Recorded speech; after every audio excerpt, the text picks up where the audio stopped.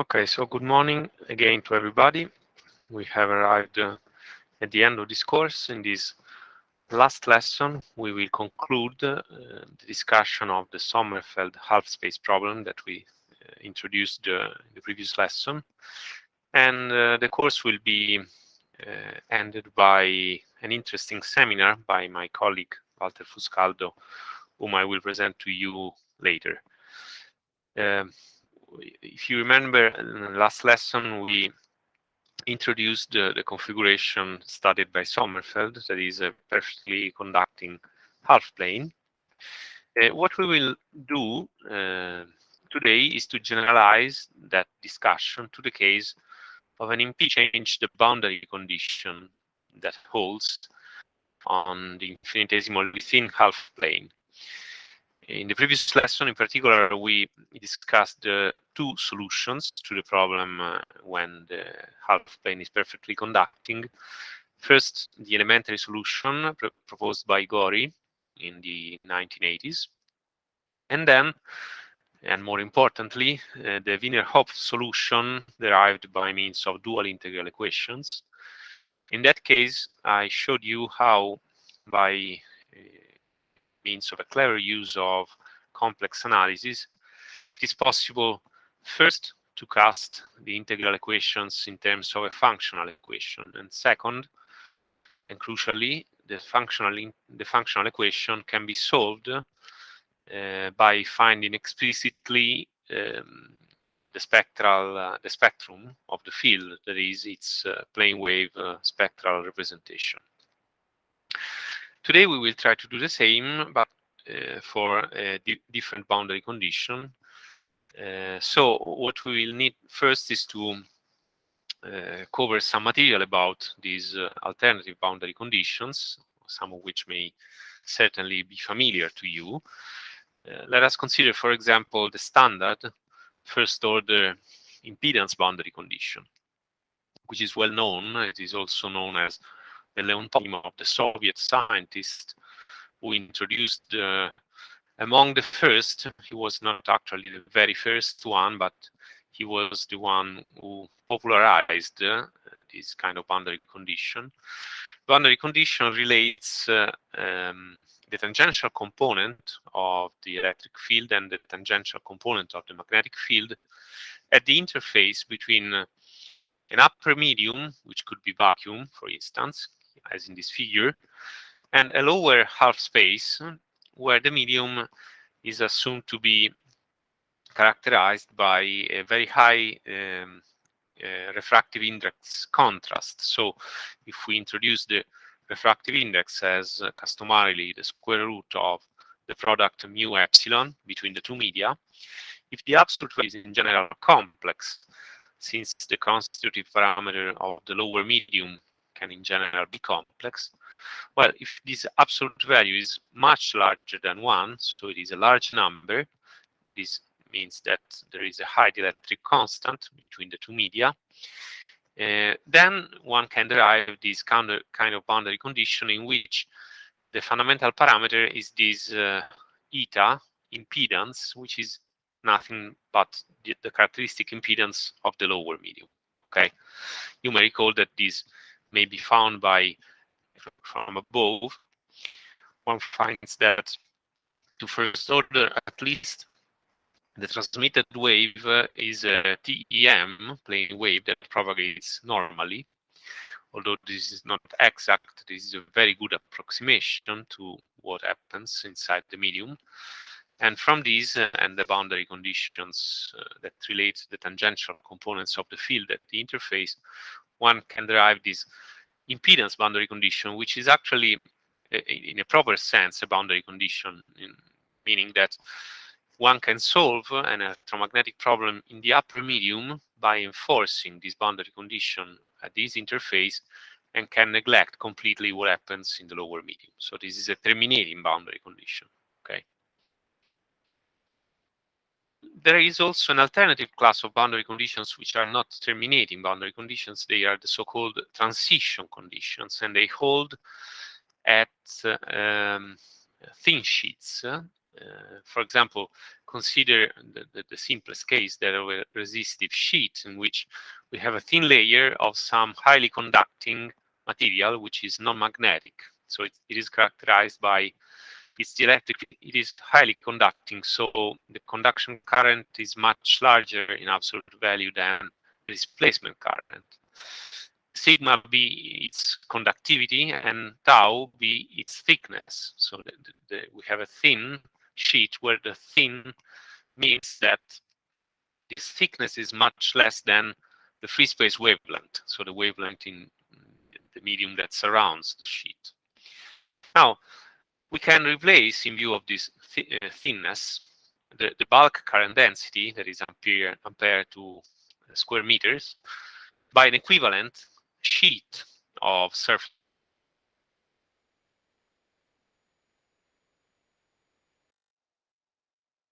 JS. We can do that by, first of all, recalling the constitutive relation that relates the bulk current density J with the electric field. This current density will be approximately tangential, since the sheet is very thin. So it can be written as sigma times the tangential electric field inside the conducting medium. Is here we are considering the field inside the medium. Now, if the sheet is very thin, we can replace this with an equivalent surface current, which is the product of the thickness tau and the bulk current density J. So the overall dimensions of this quantity are ampere per meter. Now, if you use both equations, you will find that there is a linear link between the tangential electric field inside the medium and this equivalent surface current Js. The coefficient of proportionality is the reciprocal of the product of the conductivity and the thickness. Okay. However, since the tangential field is continuous at the boundaries, we may replace the electric field inside the medium with the electric field in vacuum at the interface with this infinitesimally thin sheet, thus obtaining a relation between the external field, the external tangential electric field, and the surface current density that flows in this sheet. So if we now introduce the electrical resistivity of the sheet, that is this parameter, the reciprocal of the product of the conductivity and the thickness, which is an impedance from a point of view of dimensions, so the unit is ohm, we can write explicitly the transition condition boxed n times the electric field, where n with the hat is a unit vector normal to the sheet, whose orientation is arbitrary since we have a double product, so it is immaterial, the choice of the direction of this unit vector. This is proportional through minus Re to the surface current density that flows in the sheet. Okay, this is a transition condition since it relates whose tangential component is continuous through the sheet, and so we have field above and below the sheet. Okay, so this is not a terminating boundary. More generally, one could consider a thin layer of some lossy, again, non-magnetic material characterized by some complex permittivity epsilon sub c, which is epsilon minus j sigma divided by omega. Okay, again, immersed in free space. Now, in this case, we can resort to the volume equivalence principle, which allows us to replace this layer by a layer of an equivalent polarization current, an electric polarization current, JE, where E stands for equivalent, which is proportional to the electric field inside the medium, so to E prime, and the coefficient of proportionality, apart from those constants, K0 and eta 0, is basically the dielectric contrast of the two media, so the ratio between the permittivities -1. Okay, so if the media were the same, the electric constant contrast would be 0, so we would have no equivalent polarization current. Okay, now again, we assume that our sheet is very thin in terms of lambda, so K0 times tau the thickness is a very small quantity. And again, we can neglect the normal component of this equivalent polarization current. So this is purely tangential. And that can be replaced by an equivalent surface current, again by multiplying JE with six times the thickness of the sheet. Between the tangential electric field, which is continuous across the sheet, and the surface electric current density, that functionality is again the electrical resistivity, which has this expression where you can see there is the thickness of the sheet in the denominator. The electric contrast is also present in the denominator. And this generalizes the case of a very good conductor, which can be recovered by enforcing the condition that the material is a good conductor. That is, its conductivity is much larger than omega times epsilon. In this case, you will find easily that this expression reduces to the previously derived one, that is the reciprocal of sigma times tau. Okay. Of course, it is possible to consider also the dual of this electrically thin resistive sheet. Let me admit. Okay, here we have Buongiorno Fabrizio. The dual of an electrically resistive sheet is a magnetically conductive sheet, which simulates a lossy material, a generally lossy material, which is now magnetic, so without the electric properties, with permittivity equal to the vacuum permittivity. In this case, by duality, the transition conditions relate the tangential component of the magnetic field and the equivalent magnetic surface current density that flows now in the sheet. So the sheet now supports a magnetic surface current density rather than an electric surface current density. And the proportionality between the tangential magnetic field and the current density is this coefficient R sub m, where m stands for magnetic, which has the dimension of an admittance, so we measure it in Siemens, and which is the dual of the previous one. It is inversely proportional to the thickness of the sheet and to the magnetic contrast of the two media. That is the ratio between the permeability minus 1. So that again, if the medium were non-magnetic, this contrast would be equal to 0, and we would have an infinite admittance, okay, which means a 0 impedance. So basically, the sheet is not there. Note that in this case, since we have a surface magnetic current density, the tangential electric field is now discontinuous, and the jump of the tangential electric field is related to the magnetic surface current density, whereas the tangential magnetic field is in this case continuous across the sheet. So it's the perfect electromagnetic dual of the previous situation.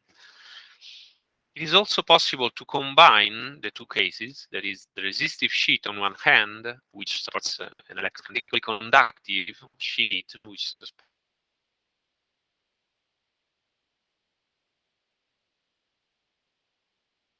conveniently by writing the respective transition conditions, as you can see in these two boxes. On the left, you can see the case of resistive sheet, in which we have written the electric field, which is continuous, whose tangential component is continuous, as half the sum of its values on the upper and lower sides of the sheet, and the 2 that was in the denominator of this average has been taken to the right-hand side. Whereas on the right-hand side, instead of the surface current density, we can see the jump of the magnetic field. And in this case, the tangential electric field is instead continuous.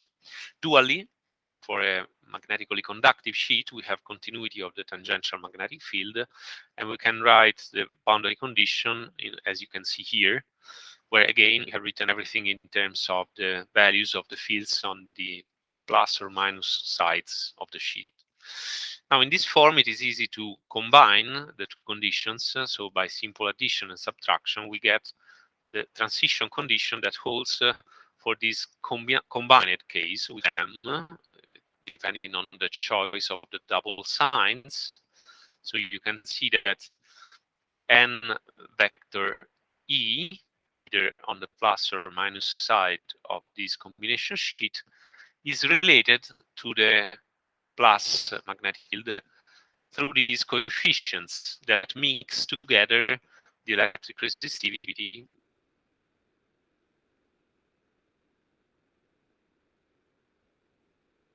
Okay. It is interesting to note that in general, these are also transition conditions. That is, generally, both the plus and minus fields are different from zero. However, there is a particular choice of the resistivity and conductivity that make this transition condition actually a boundary condition. This is because if you let, for example, Re be equal to 1 divided, what happens is that, for example, for the upper choice of the signs, this term in this bracket vanishes. So if you now consider the upper choice of the signs, you have a relation between the upper electric field and the upper magnetic field only. So this means you have a boundary condition that is a terminating boundary condition for the upper half space.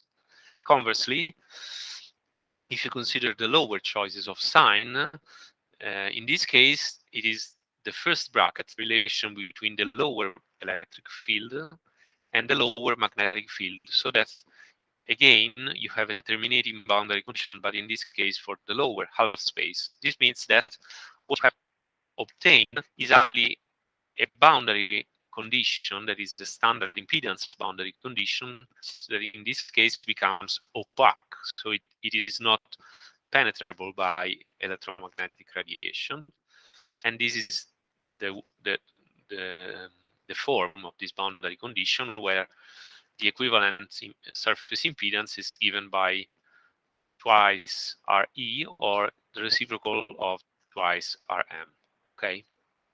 So if you are able to solve the problem for a half plane in a case of a resistive sheet and of a conductive sheet, then by combining them, you may also find the solution for an impedance sheet. Okay, so what we will do now is to consider the Sommerfeld half plane problem by considering a resistive sheet. Let me drink.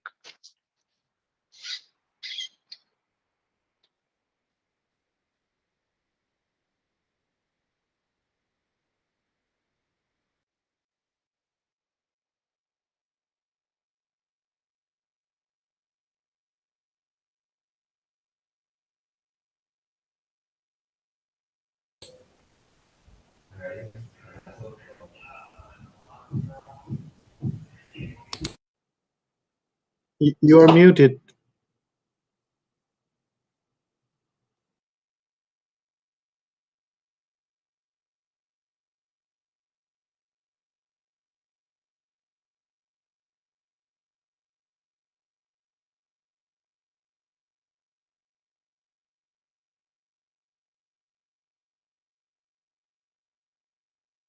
Professor,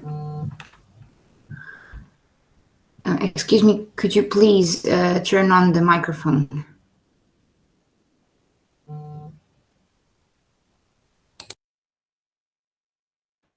Ah, okay.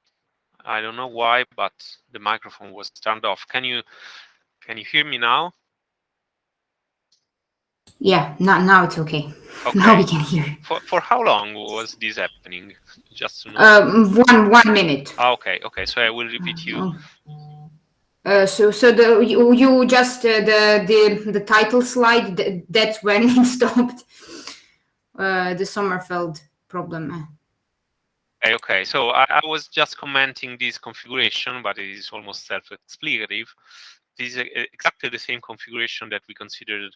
The previous conditions on the resistive half plane are different, and those boundary conditions relate the electric field, which has only a z component, and the jump of the tangential magnetic field, that is in this case the jump of the x component of the magnetic field of the half plane.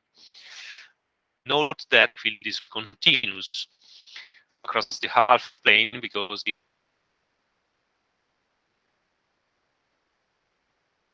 so no jump of tangential electric field. Okay, we will solve this problem by using the same approach as in the case of a perfect conductor. And so we will introduce from the beginning the angular spectrum representation of the fields. This means that the electric field is represented in terms of this kind of integral in which P sub E is the spectrum as a function of the cosine of alpha, which is the spectral angle. And correspondingly, you have the representation for the magnetic field, in which you see inside the integral there is also an additional sine of alpha factor. Or equivalently, if you let lambda be equal to the cosine of alpha, you solve this lambda integration variable, which is actually a normalized version of the kx wave number. So you can recognize the exponentials of the plane wave that make the spectrum. Okay. This latter representation is actually the most convenient, in particular by enforcing the boundary condition on the resistive sheet and using this latter representation. What we find is this kind of integral equation in the upper box, where you can see now the integral equation is very similar to the one we derived. However, now we have an additional term inside these brackets here, which is a constant actually. It is the ratio between 2 times RE divided by the characteristic impedance of free space. Okay. Our unknown is the spectrum, and on the right side there is actually the incident field. Lambda 0 is again a shorthand notation for the cosine of the incident angle phi 0. On the other hand, if you enforce that is 0, or better hx is 0 on the aperture for negative values of x, which is equivalent to enforcing the fact that there the current density simply is 0 because there is no material there. Okay, in that case, you will find another integral equation, which is simpler, which is this one, and that's an homogeneous integral equation that holds for negative values of x. So we have our pair of integral equations that hold on complementary parts of the plane y equals 0, and therefore they are dual integral equations. They also have a different kernel. And the way we will solve them is exactly the same for the perfectly conducting case. So as in the case of a perfect conductor, we derive immediately that the spectrum is an upper function, that is a function that is analytic in the upper half plane of the complex lambda plane. Whereas the first equation will be satisfied and the residue theorem, provided that the function u can be cast in this form, better the function u multiplied by this bracket can be cast in this form, where you can see there is a pole singularity when lambda is equal to minus lambda 0, and that comes from this term here.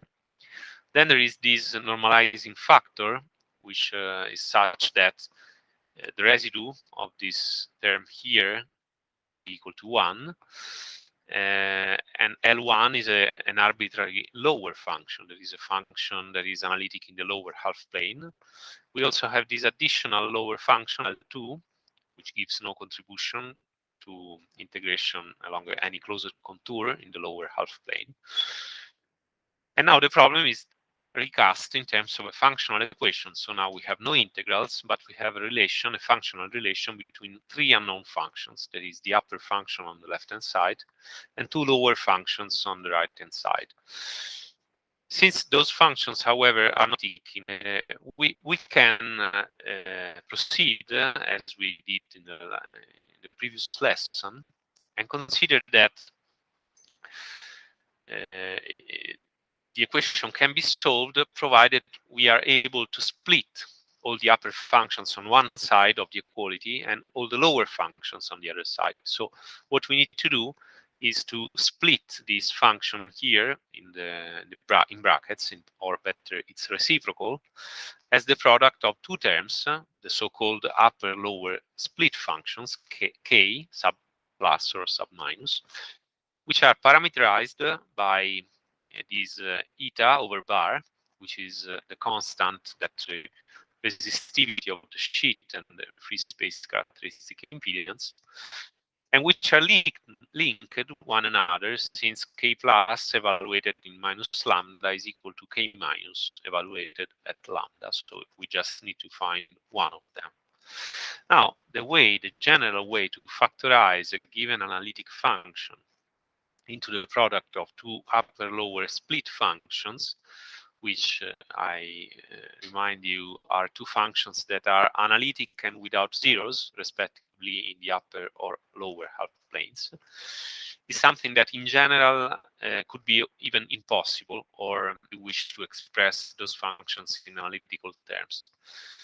We will not enter into the details of the existing techniques to perform this splitting. However, be aware that it is always possible to do that numerically. So it is possible to find integral expressions for those two split functions that, even if cannot be evaluated in terms of any known functions, can anyway be evaluated numerically, so to an arbitrary precision or accuracy as you need. In this specific case, however, it was indeed possible to find an explicit representation for the split functions. That was done for the first time by Senior in 1952. That was a quite complicated expression that was later cast into a somewhat simpler form once the so-called Maljuginets functions were introduced by Maljuginets in 1958. And this is the quite complicated looking expression for the upper split function, for example, as a function of the normalized eta and cosine of alpha, where you can see there are a bunch of terms. The simplest is this sine term here. Then we have these curly brackets squared, which contain the Maljuginets function psi sub pi, which is evaluated with two different arguments here and there. The denominator is just a constant, since it is the function psi evaluated at pi over 2. And finally, we have these curly brackets, which are reciprocated. You can see -1 in the exponent, where, again, we find trigonometric functions, the arguments of which contain both alpha, the spectral angle, and this angle theta, which is defined by this relation. Its sign is the reciprocal of the normalized impedance of the sheet. What is the Maljuginets function psi sub pi?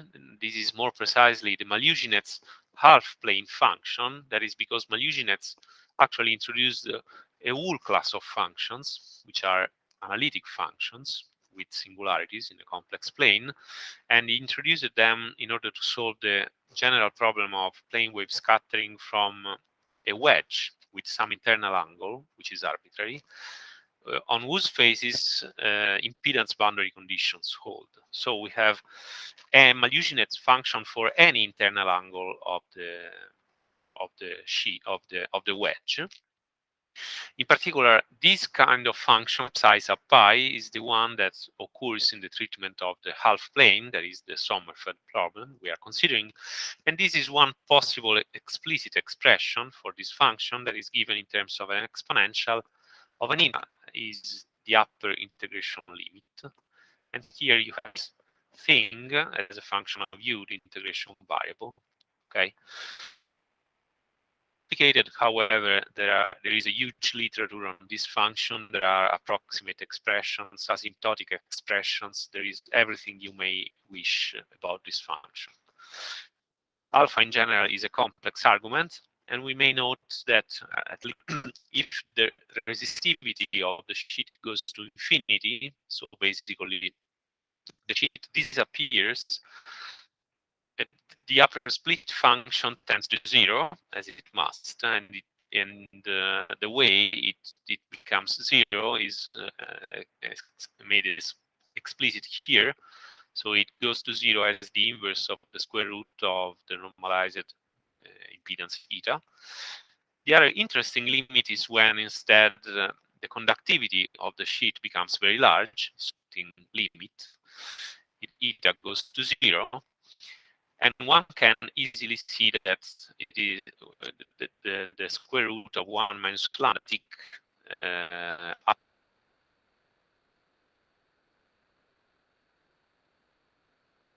to find in the previous lesson. This can also be written equal by means of a trigonometric sine of alpha divided by 2. Okay. Now, coming back to our functional equation, if we introduce the split form of on the left-hand side, and we then take the lower split function on the right-hand side of the equation, what we get is this form here, which is which now contains only upper functions on the left-hand side, and on the right-hand side, we can see a bunch of lower functions, L1, K minus, L2, is a pole, and since the pole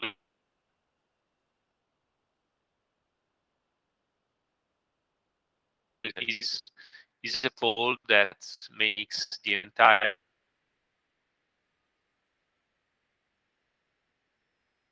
in the lower half plane, so pole on the left-hand side, and we do that by subtracting from both sides of this equation a term which is a constant divided by lambda plus lambda 0. So the constant is, of course, chosen in such a way that what remains on the right-hand side does not contain the pole anymore.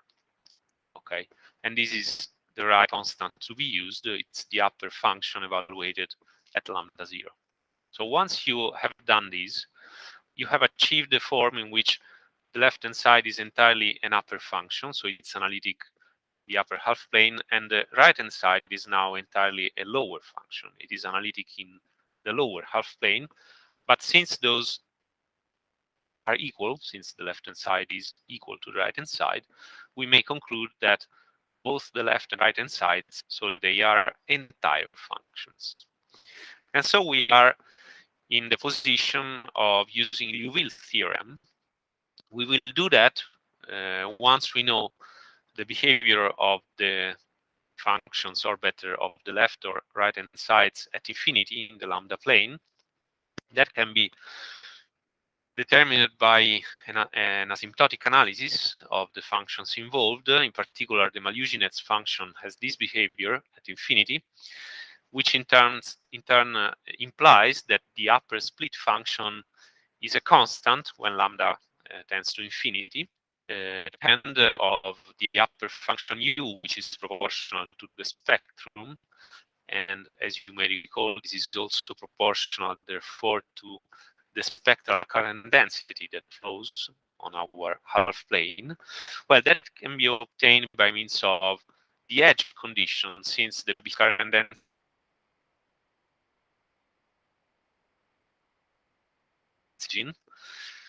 translates directly via Watson's lemma into the behavior at infinity of its Fourier transform.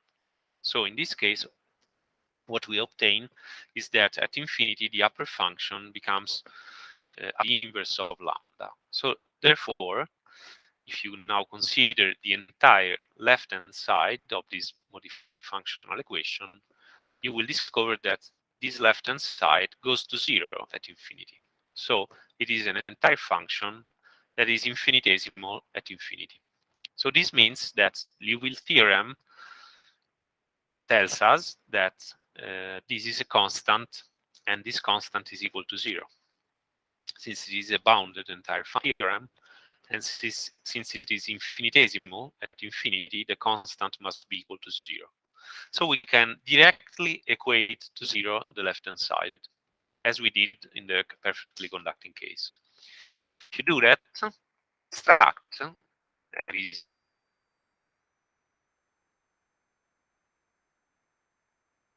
that becomes proportional to k plus evaluated at lambda plus k times k plus evaluated at lambda 0, this is a constant, divided by lambda plus lambda 0. Or in terms of alpha, the spectral angle, you have the expression here below in the box. So the problem is in principle solved. So we know the spectrum of the electric field when the boundary condition is that of a resistive sheet.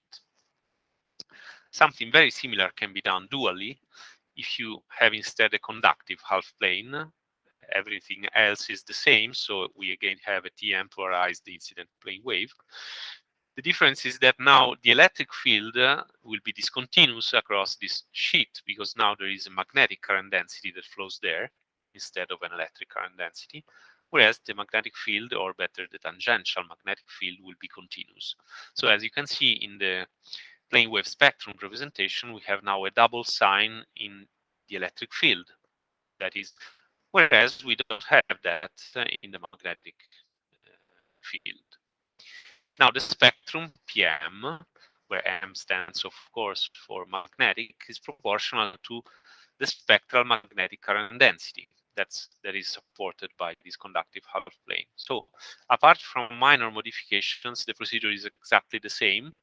You enforce the boundary conditions, that is, you have a relation between the magnetic field and the jump of the electric field through the magnetic conductivity, Rm, and the magnetic field is continuous across the sheet.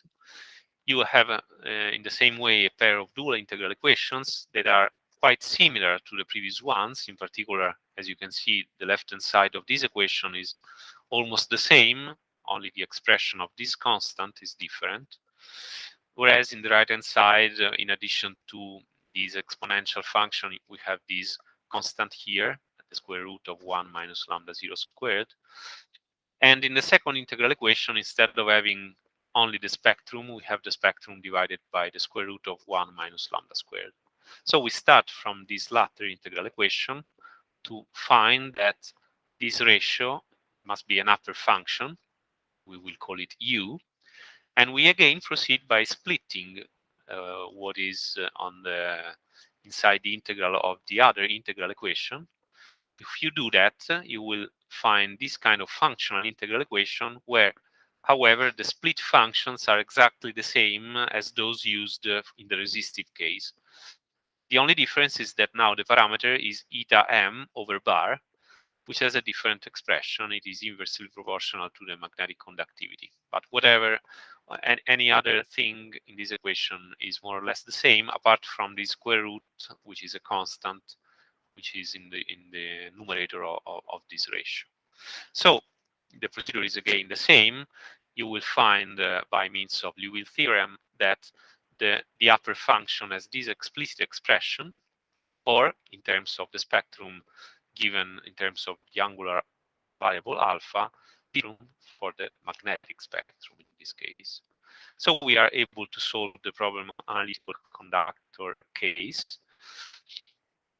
And as I mentioned at the beginning of this lesson, by combining the resistive sheet and the magnetically conductive sheet, you are able in general to find a combined sheet for particular cases of the parameter can be reduced to an impedance sheet. So if you are interested in treating a half plane where impedance boundary conditions of the Leontovich type hold on the two faces, then you can do that by a simple combination of the solution I have illustrated you so far. Just for your information, if you were interested in the case of a half plane where two different impedance boundary conditions hold on the upper and lower faces of the sheet, well, in that case, the Wiener-Hopf method is not much helpful. You have to resort to the full theory of Maljuginets for the treatment of an arbitrary wedge with impedance boundary conditions on its faces, which is something that is not entirely different theory that maybe in a future edition of this course I will find the force to introduce. Okay, having said that, we'll deal with the analysis of the diffracted field. However, it's time to make a break. So let's start again at 11. Okay. So see you later.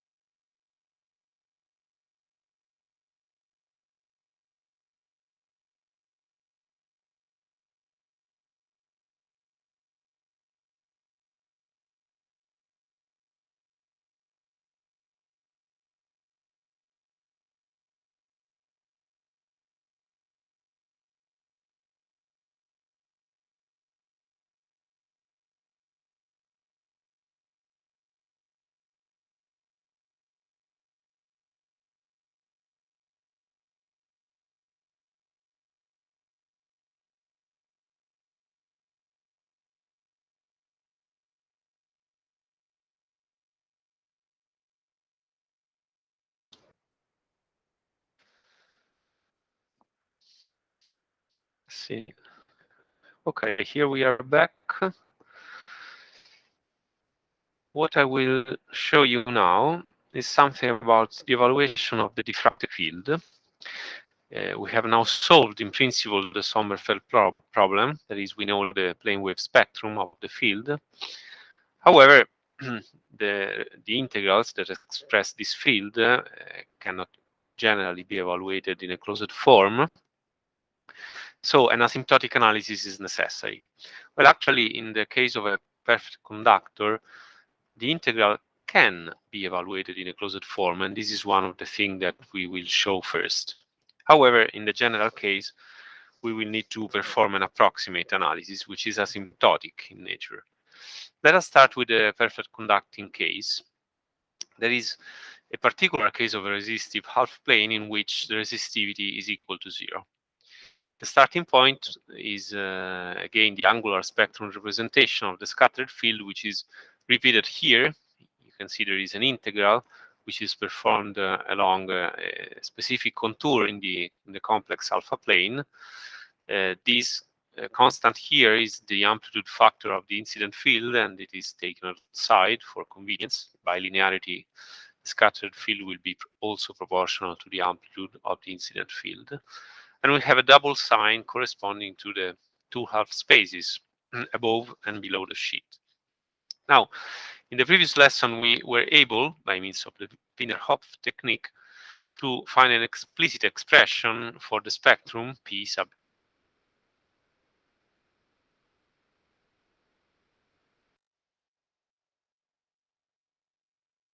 minus cosine alpha divided by cosine alpha plus cosine phi 0. Now it is convenient, and it is done in most of the treatments, to rewrite this by using some trigonometric identities. In particular, you can write the square root functions above in terms of the sign of the half angles, alpha divided by 2 and phi 0 divided by 2. Whereas in the denominator, you can represent the sum of the two cosines as a product, and conversely, the product of the two sines in the numerator can be represented as a sum. And if you do that, you will find that the spectrum can be equivalently be expressed, as in the bottom of this slide, as proportional to the difference between two secant functions. The secant is the reciprocal of the cosine function, okay? The arguments of those secant functions are alpha plus phi 0 divided by 2, or alpha minus phi 0 divided by 2. So for the spectrum, this expression in the box, okay? Now, we will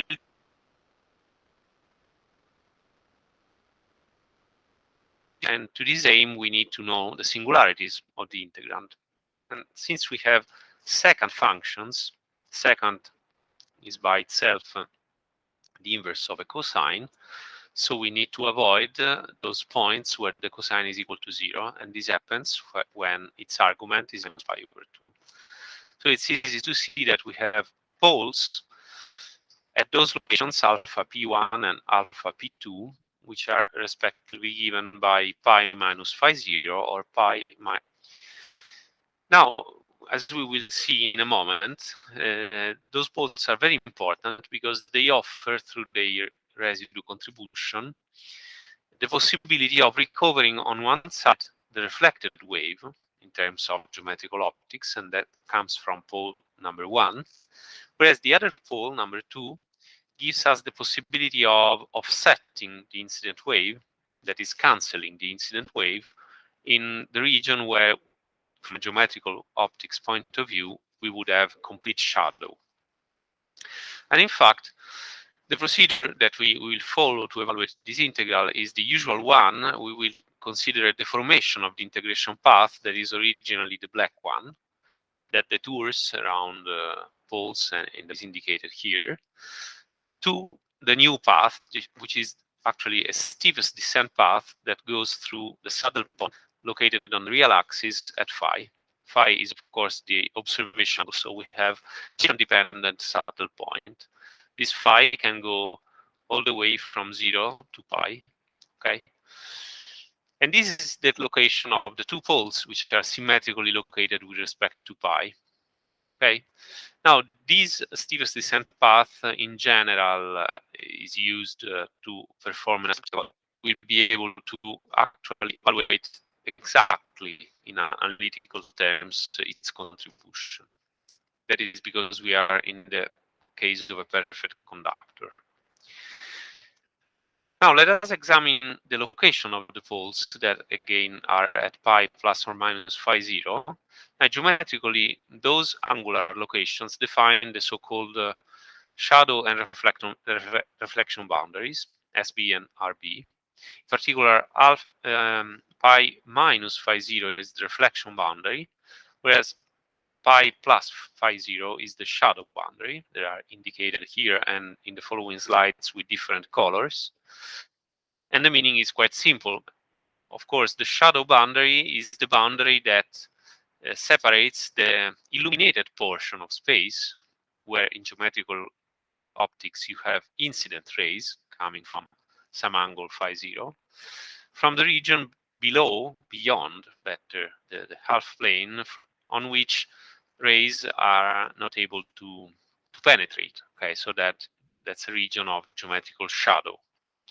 On the other hand, there are also reflected rays impinge on the half plane, and so therefore the reflection boundary takes this form that originates from the edge of the half plane.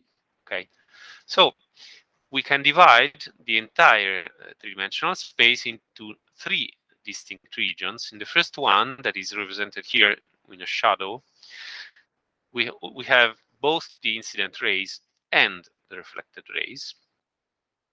In the second region, in this wedge here, we have only the incident rays because we are beyond the reflection boundary, but still we have not reached the shadow boundary. And finally, in the third region, we are in the geometrical shadow, so we have neither incident nor reflected rays. Now, this classification of regions actually corresponds strictly to the relative positions that the steepest descent path may have with respect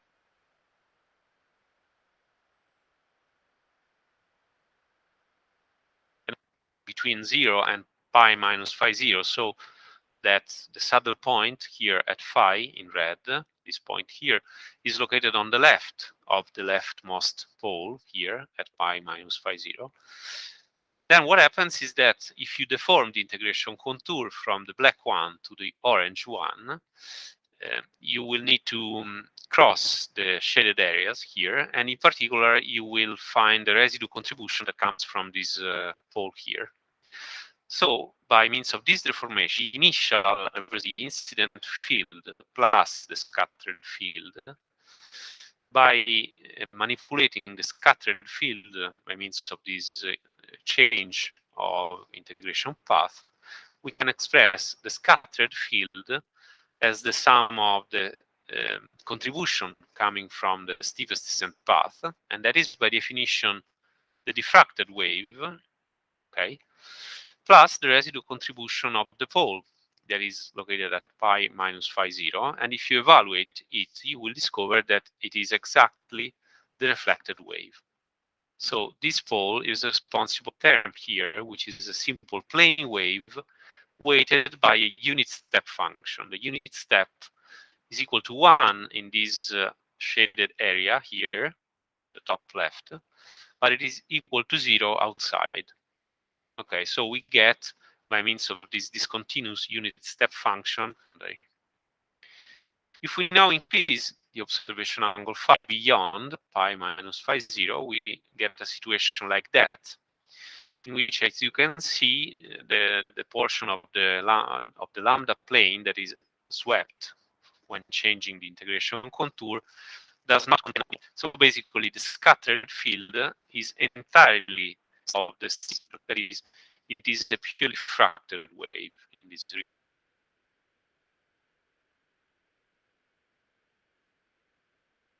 direction and shadow boundaries. So that, again, the total field will be given by the sum of the incident field there plus a diffracted wave. That is, if phi is even larger than pi plus phi 0, so that now phi here, the saddle point, is on the right of both poles, what we find is that we have a residue contribution, but now this comes from the green pole here at pi plus phi 0. So in this case, the scattered field is the sum of the contribution of the steepest descent path, that is the diffracted wave in red, plus this discontinuous contribution, which is, after doing the algebra, nothing but the opposite of the incident wave. However, because of the presence of this unit step function, this contribution only occurs beyond the shadow boundary. So this means that beyond the shadow boundary, we have this green term that offsets, that is, it cancels exactly the incident field. Okay, so that the total field in this shadow region is made up of the diffracted field only. So what penetrates in the shadow region is just the diffracted field, and the terminology is, of course, modeled on Sommerfeld definition. If there is some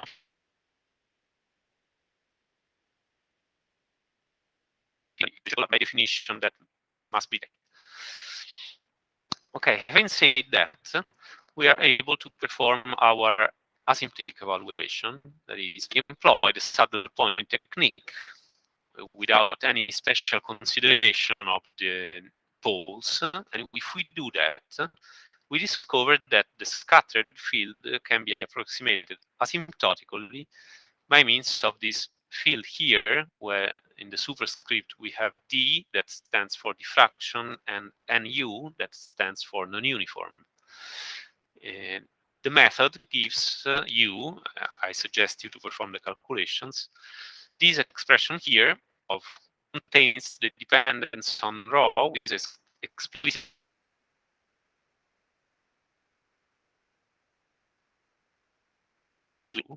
plus a modulating term to the angle. Okay, so this is a diffraction pattern. We could use this terminology.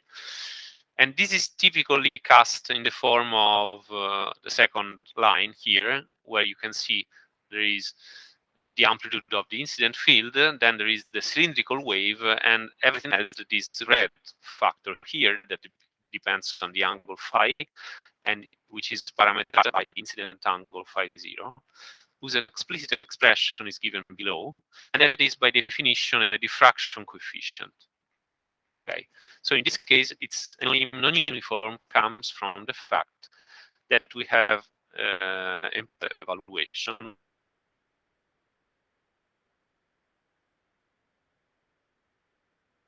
with any pole singularity. Okay, the expression is of course proportional to the integrand, that is the difference between the two at the saddle point.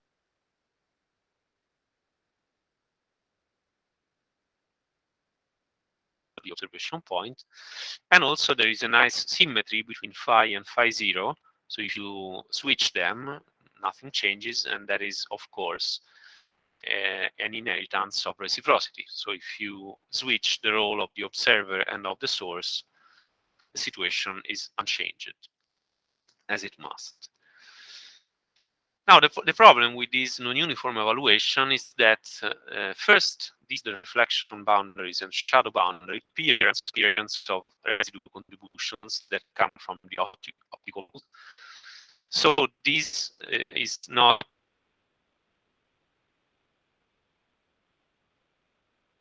field, which is instead, for physical reasons, continuous everywhere outside the half plane.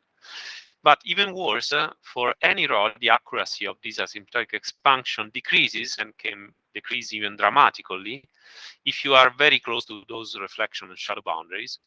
That is because when you are close to those locations, those angular locations, what happens is that your saddle point may become very close to the pole. Now, if you remind the principle by which we derived the asymptotic expansion through the saddle point technique, what we did is take the starting point, the saddle point, and having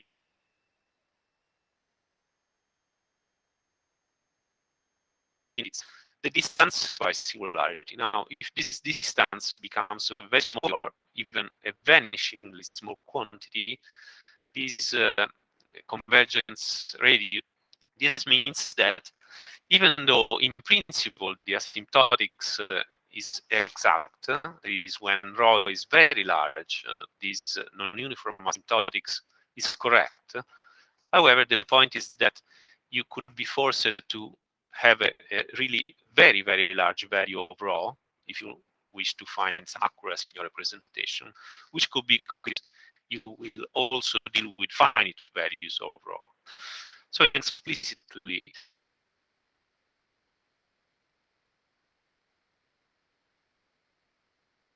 there is a pole, or that there may be a pole close to your saddle point, and that is the idea behind the uniform asymptotic evaluation of diffraction integrals. Now, these problems in the perfectly conducting case can be solved at the fact that in this specific case, there is an explicit representation of this standard integral, that is the integral along the steepest descent path, alpha minus alpha 0 divided by 2 times the exponential, can be expressed in a closed form in terms of a modified form of the Diffracted in one of the first lessons. Form is the so-called Clem-out transition function, defined here below.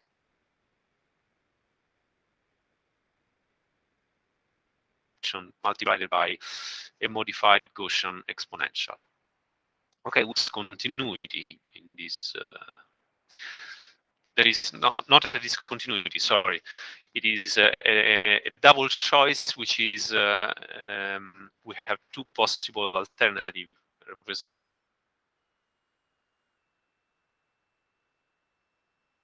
Okay, thanks to this expression, we can now write the entire field by summing the incident and scattered field as in this expression, where you can see the difference between the two second functions inside the integral has now become the difference between two functions with diffraction.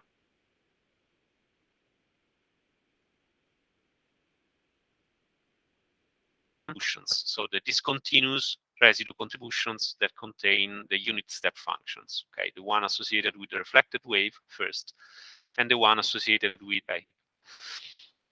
Now, in spite of the functions, actually, it turns out that this expression is continuous everywhere, even across the shadow or reflection boundaries.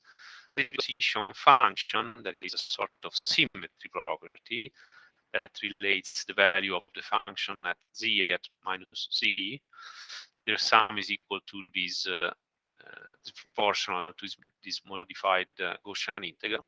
And so if you employ this property as in this box, where now the expression.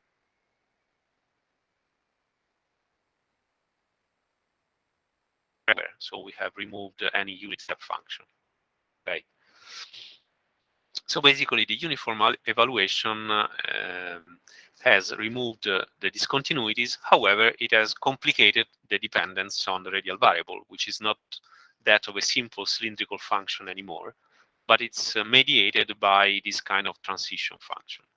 An alternative way of expressing the same total field makes use of a different transition function. In particular, Robert Kuyum-Jan and Patak in their paper, the historical paper of 1974, in which they introduced the uniform theory of diffraction, they cast the diffraction coefficient, the uniform diffraction coefficient in this case, in the form that is reported here, where they used a transition function fkp, which is related to the Clem-out transition function as in the bottom of this slide.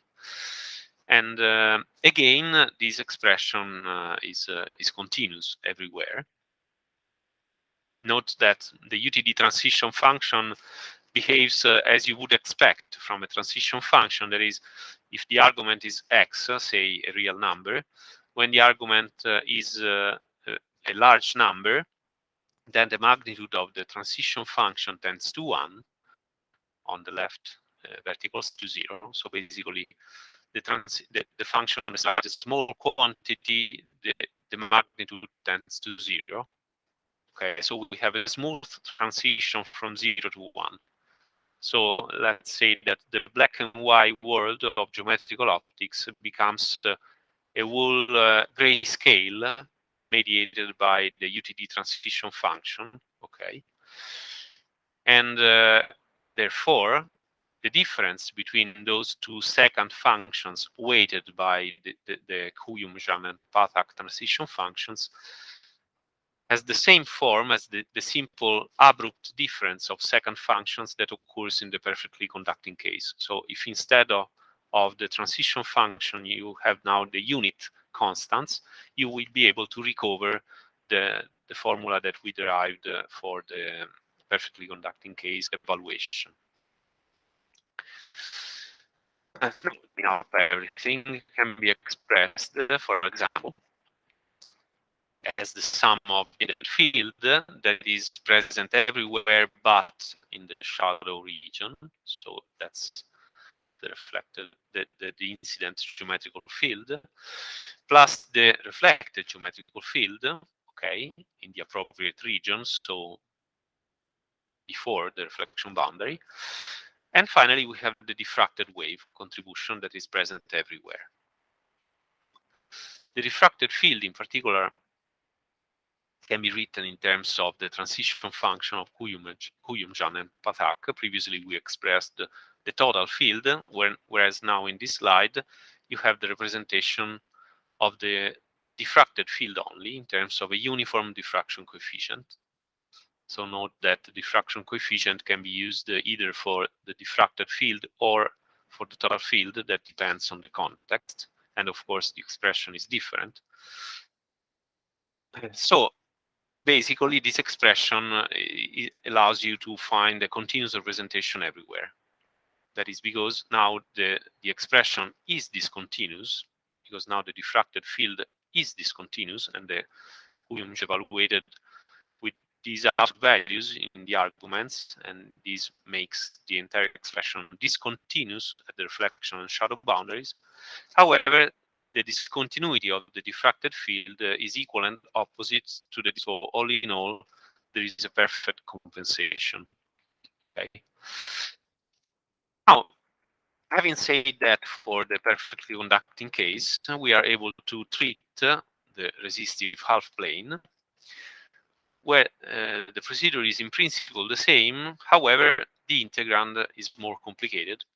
And here I have reported the scattered field for a resistive half plane, where in black you have the parts that are common with the perfectly conducting case, whereas this blue part is novel, where it were two in the perfectly conducting case actually. And that contains the split functions involving the Malhusian functions that I showed you before. Now, because of the presence of this blue curve here, we cannot evaluate exactly the integral on the steepest descent case. We don't have only the second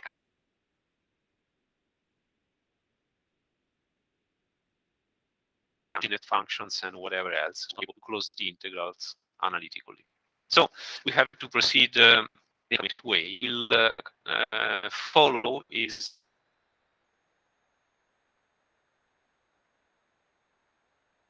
to deal with pole singularities. In the theory of diffraction, we will show the so-called additive approach that was introduced by van der Waerden in the 50s. There is also an alternative multiplicative approach that was followed first by Pauli and then by Clemau, but it is somewhat more complicated in this case, so it is more convenient to use the additive approach. It has been shown in these two approaches are actually asymptotically the same, even though they will not give you the same answer to the dominant asymptotic order. However, if you include all the asymptotic orders, the two approaches are the same, so there is no actual difference. And now, the additive approach consists in extracting out the poles and then resumming back. Now, recall that the the upper split function has this complicated expression here in terms of the Maleusinate functions, psi sub pi. But in particular, I have rewritten it here in order to make it clear that we have an additional term here in the denominator, this blue term, that is the cause of the appearance of third pole singularity that are present also in this case, and they come from the second functions, also part of the integral, which corresponds physically to the occurrence, to the excitation of a surface wave. That is a surface wave that is supported by our resistive sheet. Since the pole is actually equal to minus theta, and this is the inverse sign of the reciprocal of 1 divided by the normalized impedance, and one can show that the surface wave that would be supported by this resistive sheet has a wave number that is related to this quantity here. Okay, so we have to deal with 3 instead of 2 singularities. However, the procedure is the same for the 3 poles. So as I was mentioning, what we do is that we first subtract from the integrand, as q of alpha, something that contains the pole singularities with the right constants, u tilde, so that the difference now is without any pole singularity. So basically we are regularizing the integral by subtracting the term here in the summation where I goes from 1 to 3 because there are 3 poles. But of course we have to sum back what we have subtracted. However, when we sum this back, we are able to integrate only the seconds, as you can see from the form of these others.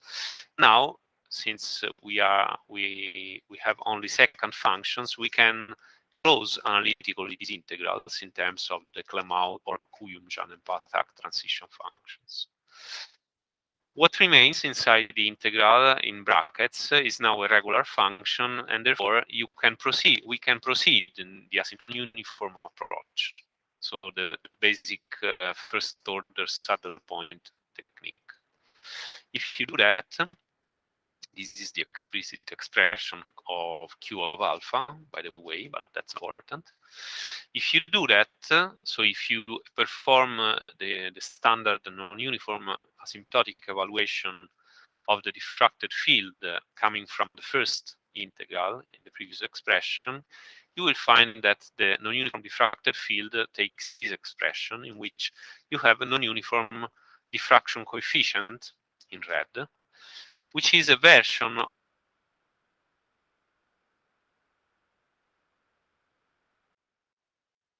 However, this is weighted by something more, which contains the split functions that occur in the resistive sheet case. In addition to that, of course, you have to include also the contribution that have been extracted out, and they contain the transition function, for example, the Kuyum-Jan-Patak transition function. If you include also those contributions by summing algebraically together the two things, you obtain the final uniform diffraction coefficient that is in the case of a